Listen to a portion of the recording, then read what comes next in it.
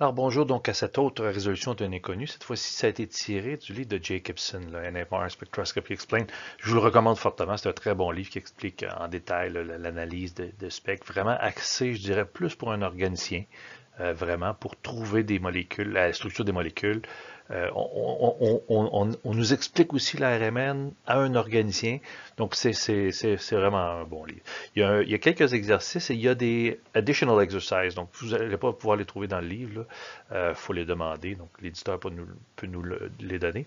Et il y en a un que je trouvais particulièrement intéressant là-dedans, qui est assez compliqué quand même, mais il y a un paquet de choses à apprendre à travers ça. Donc c'est pour ça que je proposais de le faire. D'ailleurs, il y aura 4 parties à ce vidéo, puisque c'est un petit peu complexe.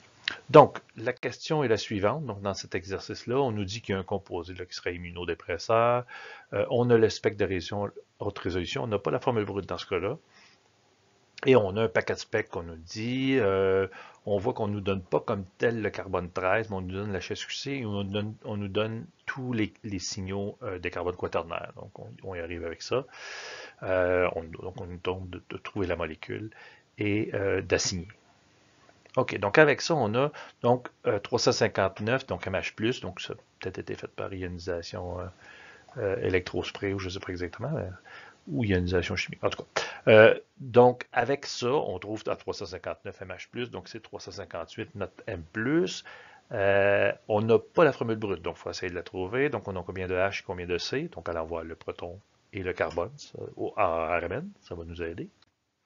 Donc, de proton, on regarde ça. Donc, on arrive avec, bon, désolé pour ma face là, qui cache un peu les intégrations. Oh non, non, là, on voit l'intégration ici, 3. On voit toutes les autres intégrations, là, ils sont indiqués ici, 1 là. Donc, on arrive au total à 26 quand on calcule tout ça. OK, donc ça a du bon sens 26. Rapidement, donc on voit ici des constantes de couplage de 10 Hz hein, pour quelque chose qui semble être dans la région peut-être des aromatiques, mais on voit que les intégrations sont pas. Il nous manque des signaux. Là. Puis une constante de couplage de 10 Hz, c'est beaucoup trop haut pour une aromatique. Donc c'est probablement plus une double liaison. Dans ce cas-là, elle serait très déblindée, donc probablement conjuguée. Et 10 Hz, donc pas très grand. Plus grand que pour les aromatiques, mais pas très grand, donc probablement une double liaison qui serait 6 et non trans. Ici, on a un pic qui est relativement large, là. Surtout que c'est dans la région autour de 5-6. Ça ressemble à être un proton échangeable. Lui, je pense qu'on peut dire qu'il est échangeable. Ici, on a une grande constante de couplage autour de 4, donc c'est quelque chose de saturé, près de couplement qui tire les électrons, mais la constante de couplage est de presque 20 Hz, donc c'est certainement un couplage géminal, donc sur le même carbone. Donc, des hydrogènes qui sont diastéréotopiques. Même chose ici à 12, donc à même pas 3 ppm. Donc, ça aussi, c'est sûrement diastéréotopique. Même chose à 11. Bon, le reste est un peu plus compliqué. Je pense qu'on va avoir besoin du 2D plus tard pour y arriver. Mais on voulait surtout savoir le nombre de H là, dans cette étape-ci. On continue. Donc, le carbone, on ne l'a pas, mais on nous a donné les HSQC. Et j'ai mis en plus de la HSQC, j'ai mis ici les valeurs qu'on nous a données pour les. Qu'on avait dans la donne du problème, là où on trouve tous les carbones quaternaires. On arrive à 21C dans le fond, plus les carbones quaternaires, plus tous ceux-là. On va y revenir tout à l'heure à la HSQC. Faites-vous-en pas, on va pas aller aussi vite. Là, c'était surtout pour avoir une idée pour la formule brute. Donc, on y va avec ça. Donc, on a 21C, 26H, 21C, comme je l'ai dit tout à l'heure. Ça donne 278. On avait 358, il manque 80. 80, ça sonne pas mal 5 fois 16. Vous me direz qu'il y a un paquet de possibilités de multiplication possible, mais quand même, ça sonne quand même assez bien, C21, H26 au 5. D'ailleurs, si je calcule la masse exacte de ça, j'arrive à 359,1858. C'est drôlement près de ça, donc ça marche. Imaginons qu'on n'est pas, on n'a pas cet éclair-là, puis on arrive à dire oh, 80, j'ai pas vu. Ben, en moyen de, je ne sais même pas tricher, j'allais dire tricher, mais c'est pas vrai. En fait, il y a des outils sur Internet qui peuvent nous permettre de faire ça. Par exemple, on a un calculator. Donc, on rentre la masse exacte et il nous dit toutes les formules brutes possibles. Donc, ceux qui sont très près, ceux qui sont plus loin. Et on se rend compte que la formule brute avec en plus, là, on a de l'information puisqu'on est allé chercher les 21C, en tout cas au moins, on ne sait pas s'il y a de la symétrie. Les 21, ben, on s'en doute parce que ça va l'air bon. Là. Mais au moins 21C, 26H, avec cette formule brute-là, le plus proche qu'on trouve, c'est comme par hasard, c'est 21H27 au 5. Oups, il y a un hydrogène de trop. Ben oui, parce que c'est la formule brute de MH+. Donc, conséquemment, on ne s'était pas trompé. C'est bien C21H26 au 5.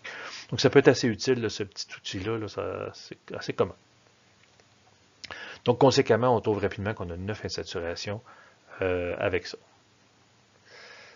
Bon, d'abord, on a regardé un peu le proton. Faisons le lien avec les protons et les carbones. Et oui, donc l'HSQC. Donc, les J1, finalement, entre les carbones et les hydrogènes. Donc voilà, donc on peut, donc le 1, on se rend compte que c'est le V, le 2, il est lié au carbone T, aux hydrogènes T, donc c'est un CH3 aussi, c'est normal, hein, ils sont en bas de 20 ppm, il y a à peu près que des CH3 qui sont là. Le 3, il est lié au Q, il est lié au S, hein, on voit que ça donne un truc relativement large. Là. Puis de toute façon, il ne sera pas avec un CH3, ça ferait un CH3 puis un proton de plus, ça ferait 4 protons sur le même carbone. Là. Ça serait une molécule, lui seul, ça serait le méthane, ça ne donnerait pas deux signaux de toute façon. Donc c'est clair que ça doit être le S. Et on continue, donc le 4, le I, vous voyez, est un petit peu plus à gauche que lui, donc et le I et le K, etc. Donc on fait cet exercice-là pour toute la gang. Donc c'est pas très compliqué. Donc je vous le mets ici affiché. On se rend compte qu'on a tout ça. Donc on a des pics, là, malheureusement ils sortent en dessous, mais on les a vus tout à l'heure dans la donne du problème, qui sortent au-dessus de 200, donc 21 et 20 sortent au-dessus de 200, et on trouve tout ça. Donc au total, qu'est-ce qu'on a? On a 14 carbones avec des hydrogènes, hein, sur les 21, donc on en a 7 qui sont quaternaires. Sur tous ces carbones-là, si j'ajoute, si j'additionne CH3, CH3, vous voyez ici, j'ai marqué CH3CQ parce que c'est des singuliers. Et il y en a un qui sort à 0.7 et l'autre qui sort à 1.3. Donc c'est certainement pas à côté de quelque chose qui sert des électrons. Donc c'est certainement un carbone quaternaire. Donc si j'additionne tous ces hydrogènes-là, là, 3, 6, 8, 10, etc., j'arrive au total à 24. 24. Ah, ben ça donne bien parce que les deux tout à l'heure, parce que je me doutais bien qu'il y en a un qui c'était un OH et l'autre ça semblait être un OH. Effectivement, il n'est sur aucun carbone, ce signal-là. Le H que j'avais appelé D. Donc, si vous regardez ici, il n'apparaît pas. Donc, il ne croise pas avec aucun carbone parce qu'il était sur un O. Il n'y a que des oxygènes dans ma formule brute, donc c'est sûrement pas un azote. OK. Donc, qu'est-ce qu'on a? Peut-être récapituler là, pour être sûr de ce qu'on a comme information et peut-être aller en détail un peu dans ce qu'on a pour l'instant. Donc, on a deux cétones sûrs. Hein. On a deux en haut donc, on a un de 211. Malheureusement, on ne le voit pas en dessous de ma face. Ben, c'est pas ma face, c'est l'ardoise. Mais 211, 210. On en a un qui est à 186. Donc, ça ressemble à un ester. Hein? 186, c'est vraiment la région des esters. Mais je marque impossible. Ah bon? Pourquoi c'est impossible? Ben, on a déjà vu qu'on avait deux OH, hein, parce qu'ils ne sont pas liés à des... ils sont échangeables. Et on a déjà deux cétones. Donc, ça fait 4 hydrogènes, ça. 2 OH et 2 cétones. Ça fait 4 hydrogènes. J'en ai que 5 dans ma molécule. Un ester, ben, ça prend 2 oxygènes. Ça m'en prendrait 6, ça ne marche pas. Donc, c'est probablement une cétone, mais elle doit être drôlement basse d'abord. C'est quaternaire, c'est pas un aldéhyde. Donc, elle est vraiment basse. Il se passe quelque chose là. Donc, voilà. Donc, les oxygènes, on les aurait placés. À 167, on a une double liaison. C'est vraiment haut, par contre. Hein. C'est plutôt entre 100, 120, 140, des fois 150, 167. Il y a quelque chose. Ça donne bien parce qu'on avait une cétone qui se semblait bizarre. Donc, peut-être que tout ça, c'est ensemble. Peut-être que la réponse est ensemble. Peut-être pas, mais bon. Il y en a 3 autres, donc ici on a 155, 124 et 127. Donc ça marche, là on aurait 167 plus ces 3-là, ça nous ferait 4 carbones, donc 2 double liaisons. Donc j'ai 3 cétones, donc 2 qui ne sont pas conjuguées pas mal sûr, et une qui doit être conjuguée. J'ai 2 double liaisons, parce que j'avais les 4 carbones, donc ça fait 5 insaturations. J'avais 9 insaturations tout à l'heure avec ma formule brute, donc il m'en manque 4, donc j'aurai 4 cycles. Donc j'ai un gros truc cyclique. OK. Donc maintenant qu'on a trouvé les carbones, sur quel carbone sont les hydrogènes, allons-y avec le COSY. Donc ça, c'est l'information qu'on nous a donnée. On nous a fait un agrandissement. C'est un peu bizarre parce qu'on nous a fait un agrandissement pour avoir les plus gros spots possibles, ce qui fait qu'on n'est pas symétrique. Vous voyez, la ligne du centre est ici. Là. Donc ce pic-là, sa symétrie, elle doit être quelque part au-dessus. C'est pas très grave parce que on a juste besoin de la moitié, dans le fond, comme on le sait, pour un COSY. L'autre côté, c'est quelque chose qui est symétrique. Donc on nous donne ça et puis on a des valeurs là, qui sortent de 1 à 2.8, mais pas beaucoup. On a quelques spots, c'est ceux-là. Donc on va les regarder en deuxième. Alors, regardons d'abord ça en premier lieu. C'est ce que je fais en tassant ça ici.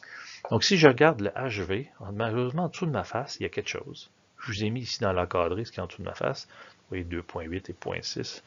2.8, là, c'est 2.2, 2.4, 2.8 est ici, en dessous de ma face, et le point 6. Donc, c'est direct à cet endroit-là. J'ai un beau spot ici. Un beau spot entre le V et le H. Le H, on a vu que c'était sur le C10, qui était un CH d'ailleurs, mais le V est singulier. Donc, s'il est singulier, c'est qu'il n'y a pas de voisin. Mais il le voit quand même. Donc, il est un petit peu couplé avec lui. Ben, en tout cas, assez pour qu'on le voit bien à causer. Donc, ça me permet de dessiner ça. Il y a certainement sur le carbone 1, 3, les hydrogènes V, ça c'est clair. Et il voit le HP. Ah, je disais que c'est un CH, pardon, c'est un CH2. Donc, il faut qu'il y ait un carbone quaternary entre les deux. Sinon, lui, il sortirait pas il sortirait en triplet. Il sortirait pas en singulier. En fait, il sortirait en doublet parce qu'il voit juste un des deux. Comment ça se fait qu'il voit juste un des deux? Ben, il doit être dans un cycle à 6 axial. Et comment je fais pour dire ça? Ben, s'il réussit à avoir un des deux, c'est parce que les angles permettent qu'il soit très bien aligné. Sinon, il verrait les deux. Si c'était dans un système qui pouvait tourner, il verrait les deux sans problème. Donc, s'il en voit juste un, c'est parce qu'il y en a un qui est très bien aligné, puis l'autre qui ne doit pas être bien aligné. Donc, il faut que ça soit rigide, donc dans un cycle. Pourquoi un cycle à 6? Parce que les angles, pour qu'ils soient bons, c'est très souvent dans un cycle à 6, axial. Ça peut arriver dans des cycles à 5, dans des cycles plus grands aussi, 7 et 8, mais il y a plus de mouvement aussi dans 7 à 8 pour 5. C'est rare qu'on ait des bons angles comme ça. Donc, c'est pour ça que je me permets de faire cette hypothèse-là. HP, HH qu'on vient de voir, et le HP aussi, hein, qui sont sur le même carbone. Donc ici, on a O, on a N, on a O quelque part aussi ici, mais on a quand même le P là, qui est assez joli, qui a la même constante de couplage que lui ici. Donc ils doivent être ensemble. Donc ça veut dire que le H voit le P voit le H, mais il ne voit rien d'autre, parce que c'est juste un doublet. Ah ben oui, il y a un carbone quaternaire ce bord-là. Ben l'autre bord aussi. Il faut qu'il y ait un carbone quaternaire. Ou quelque chose qui n'a pas d'hydrogène. Les autres choses qui n'ont pas d'hydrogène, ça serait un oxygène. C'est la seule autre fonctionnalité qu'on a dans notre molécule. Ça ne peut pas être un oxygène. Il serait bien plus haut que 2.8 si on avait un OH sur un CH2. OK. Mais il est quand même à 2.8. Le H est au-dessus de 2.8, puis le P il est à presque à 2. Donc il y a quelque chose qui tire les électrons, là. Qu'est-ce qu'on a qui tire les électrons? Qui est quaternaire? Ben, un carbonyle.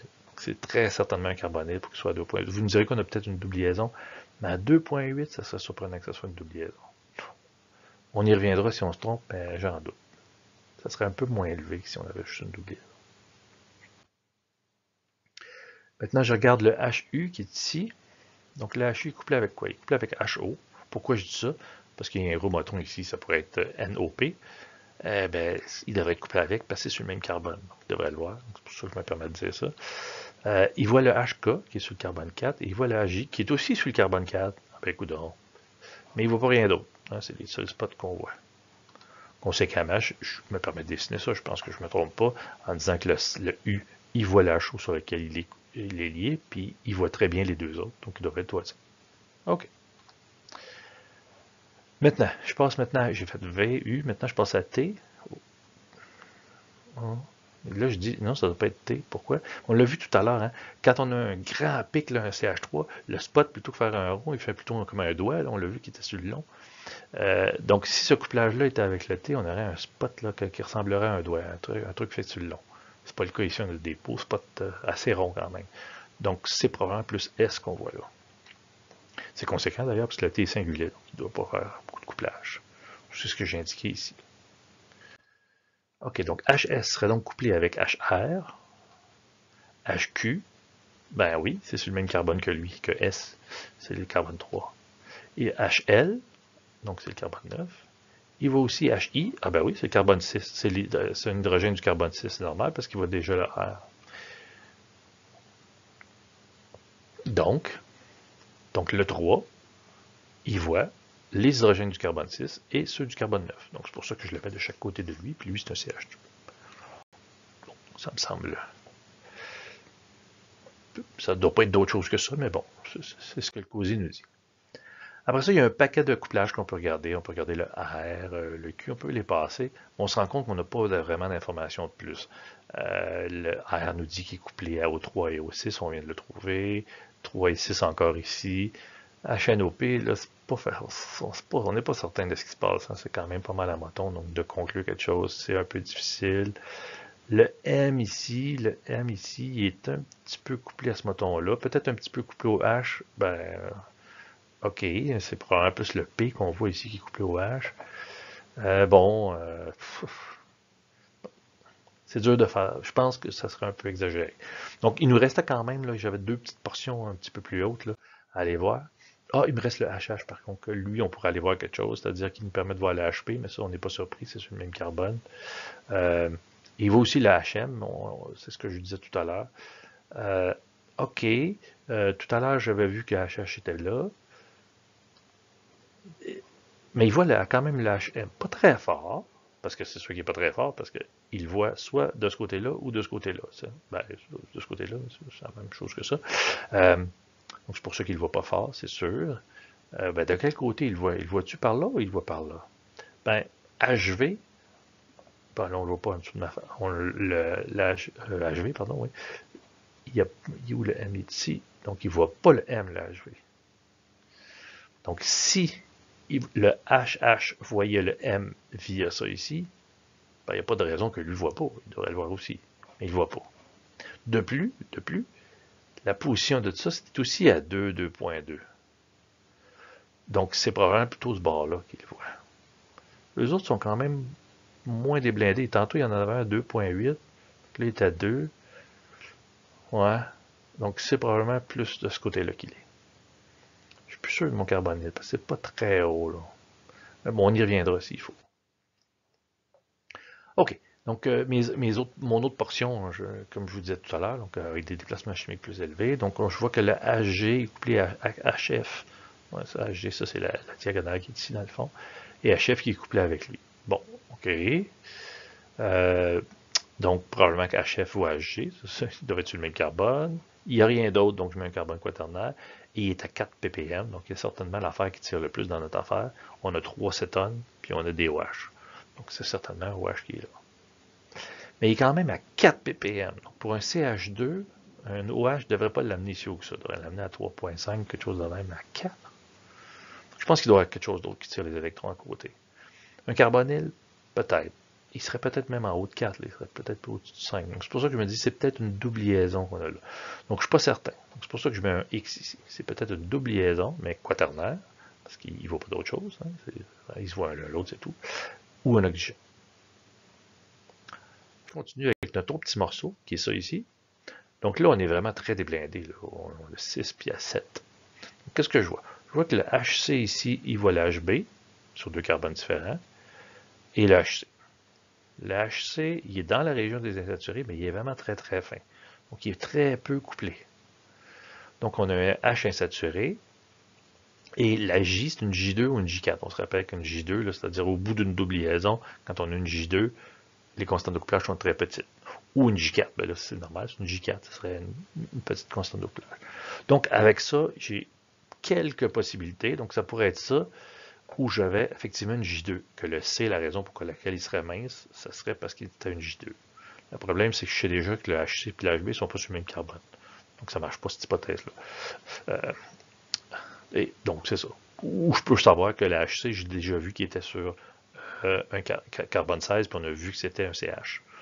C'est pas un CH, c'est un CH2. Dans ce cas-là, c'est à peu près ça. L'autre possibilité, ça serait si c'était une J4. Hein, le HC, si c'était une J4, il y aurait une petite. Le problème, c'est qu'avec qui il est couplé, c'est qu'il est couplé avec HB. Puis HB, ben, il sort à 6.1. Donc, il ne serait pas insaturé. Il ne serait pas saturé, il serait insaturé. Ça peut pas être ça. Maintenant, peut-être ça. 1, 2, 3, 4. Donc, ça a l'allure. Il ne serait pas sur le carbone. Le problème, c'est qu'encore une fois, ça, c'est pas insaturé. Ça peut pas être ça. Bon, ben, ça, si c'était pas pire, il suffirait de mettre une insaturation pour que le déplacement chimique marche. Ben oui. Donc, c'est ça. C'est bon, c'est le même. C'est à peu près le même dessin que j'ai mis, hein, mais j'ai enlevé le X ici. Donc, j'avais 1, 2, 3, 4.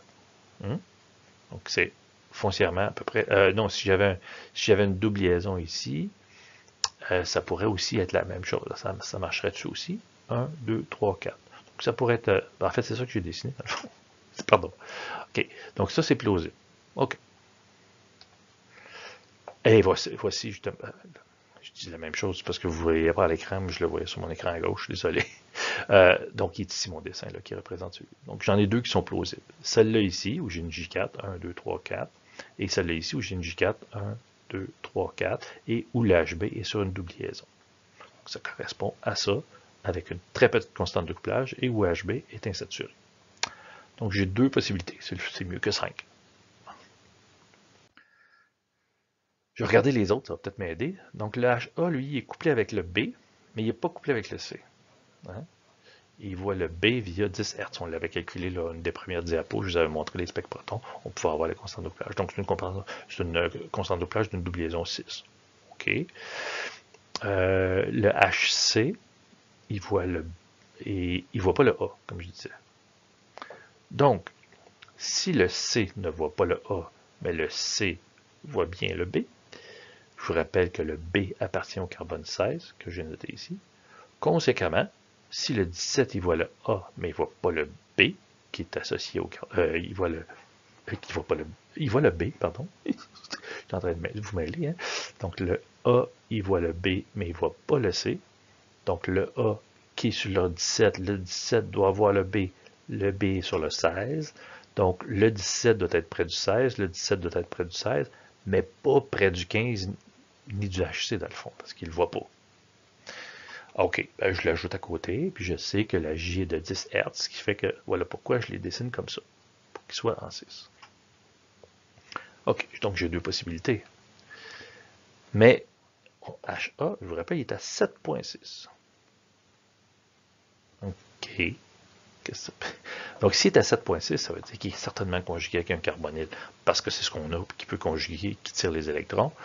Donc, dans ce cas-ci, si je mets le carbonyle ici, le HA, ben, il ne sortirait pas à 7, là, l'HA. L'HA est à 7.6. Si on mettait un carbonyle sur le C17, ici, il ne serait pas à cette position-là. Par contre, si je mettais un carbonyle ici, peut-être que là, il pourrait être plus déblindé. Attends une minute. Mais si je mets un carbonyle là, c'est le B qui serait plus déblindé. Si je mets un carbonyle là, c'est le C qui serait plus déblindé. Si je mets un carbonyle là, c'est le B qui serait plus déblindé. Donc ça marche pas. Mais comment je pourrais faire pour faire en sorte que ça, parce que si je le mets ici, c'est pas lui qui va être le plus déblindé, c'est lui. Hein, on se rappelle une double liaison, ça. À cause de la délocalisation, c'est cette position-là qui... Mais celui-là, je peux-tu faire en sorte que je mette un... Ben, je peux pas le mettre là, le carbonate. Non. J'ai un X ici. Hein, parce qu'on se rappelle que je voulais faire une J4 ici. Un X. Le X, c'est quoi? Ben, c'est quelque chose. C'est quelque chose, peut-il être un carbonyle? Ben oui. Si je mets un carbonyle, là, le 17A est vraiment très déblindé. J'ai mes constantes de couplage qui sont correctes. Le C va être très mince parce qu'il va être un petit peu couplé avec lui. Et ici, ce sera un carbone quaternaire. Tout ça, ça marche. OK. Bon, ben, j'ai fait une petite structure. C'est quand même pas si mal. On avance. Donc, à date, les morceaux que j'ai eus, j'ai quand même plusieurs morceaux. J'ai ça ici, j'ai fait, j'ai ça aussi, hein, que j'avais trouvé à la fin, que j'avais rajouté le M. Il y a ça que je viens juste de faire, et il y a ça aussi avec le premier de mes 2 petits morceaux de COSY, là, où je n'étais pas certain que j'avais un CO, un CC ici. Donc, à date, on a placé quand même 17 ou 18 carbone, on a ici. Donc, on a quand même, il en reste plus beaucoup. On a placé dans tout ça, si je calcule, pardon, je sélectionne 21H. Bon, il en reste plus beaucoup. Et j'ai déjà placé 3 ou 4 autres, tout dépendant si je mets un haut là ou non. Donc, je suis quand même pas mal avancé. Donc, ben, ça va bien. Continuons dans une prochaine vidéo.